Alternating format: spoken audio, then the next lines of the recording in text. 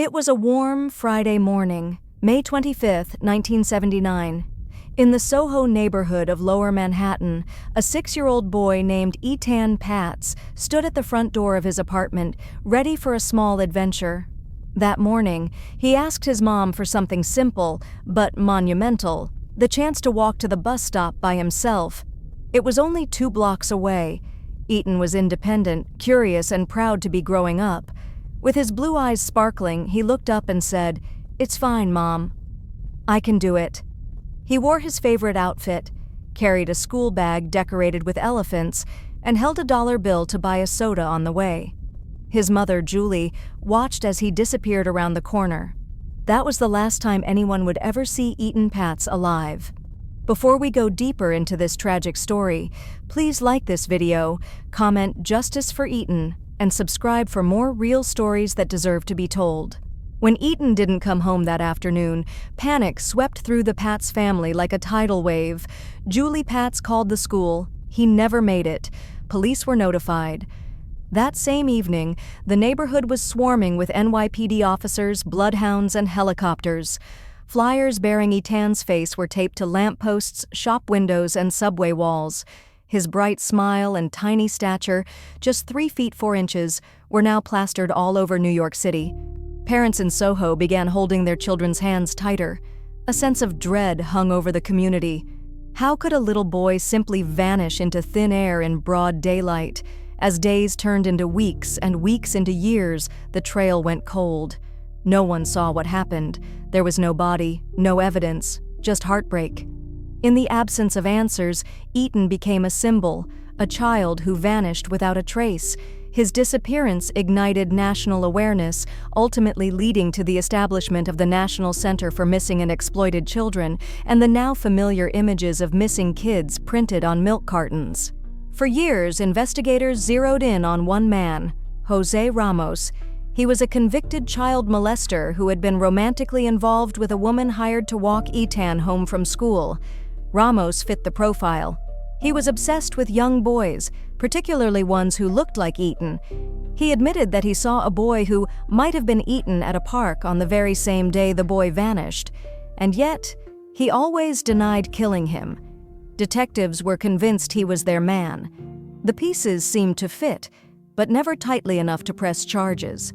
The case against Ramos dragged on for years, but in the eyes of the law, it went nowhere. No confession, no witnesses, no DNA. Etan's family continued to suffer in silence, knowing that the man they believed responsible was still free. The public slowly forgot, but the Patz family never did. In 2012, more than 3 decades after Etan's disappearance, detectives got a new lead. They received information about a handyman named Othniel Miller, who lived and worked near Prince Street, close to where Etan had vanished.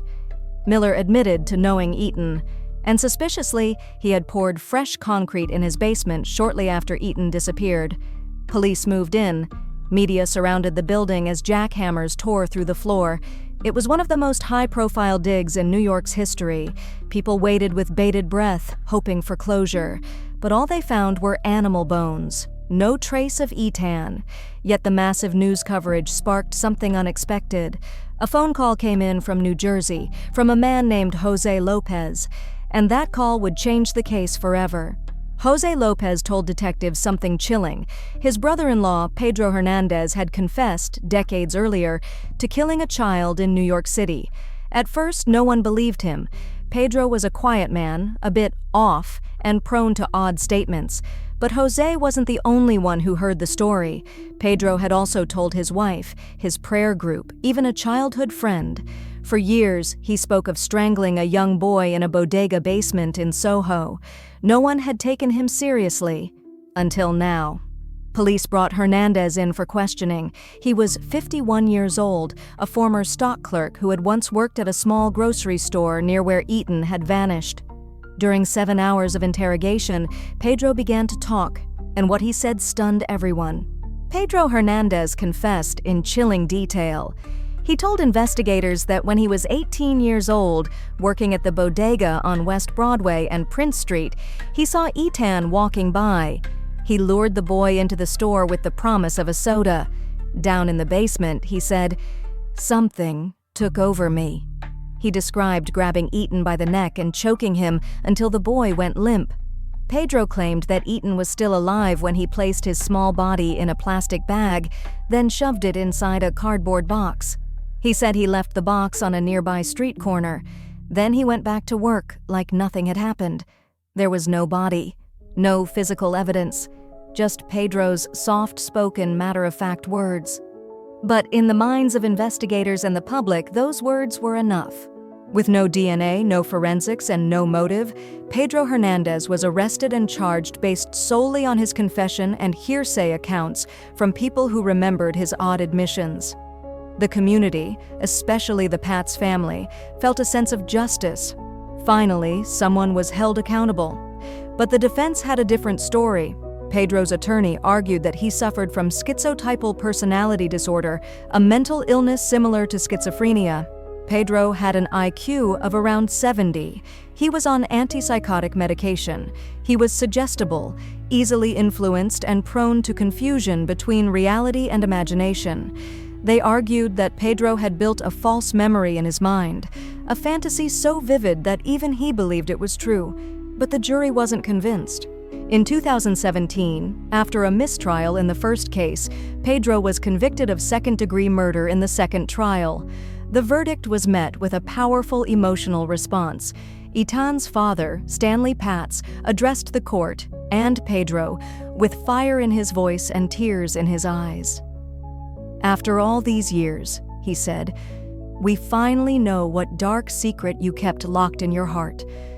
You took our precious child and threw him in the garbage. I will never forgive you. The God you pray to will never forgive you. You are the monster in your nightmares." Pedro was sentenced to 25 years to life. He is currently imprisoned in Elmira Correctional Facility.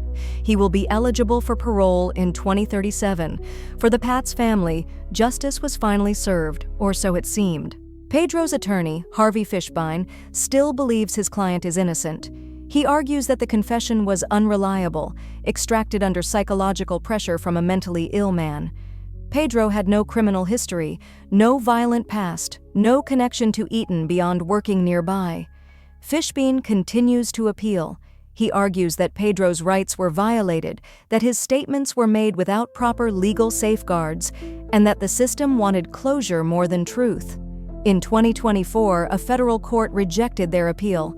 Now the case sits in the hands of the U.S. Court of Appeals. Why would someone confess to a crime they didn't commit? Fishbein says. Because the mind can be tricked, especially a mind like Pedro's. So where does the truth lie? One side sees a grieving family finally getting closure.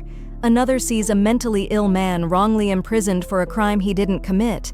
There is no body, no evidence, only words. Some believe Pedro is a killer. Others believe he's a victim of his own damaged mind, and a justice system that needed someone to blame. What remains is the heartbreak of a boy who left home one morning and never came back.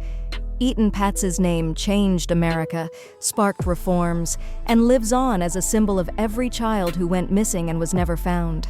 In the end, justice may have been served, or it may have been mistaken. But one thing is certain: Etan's story will never be forgotten.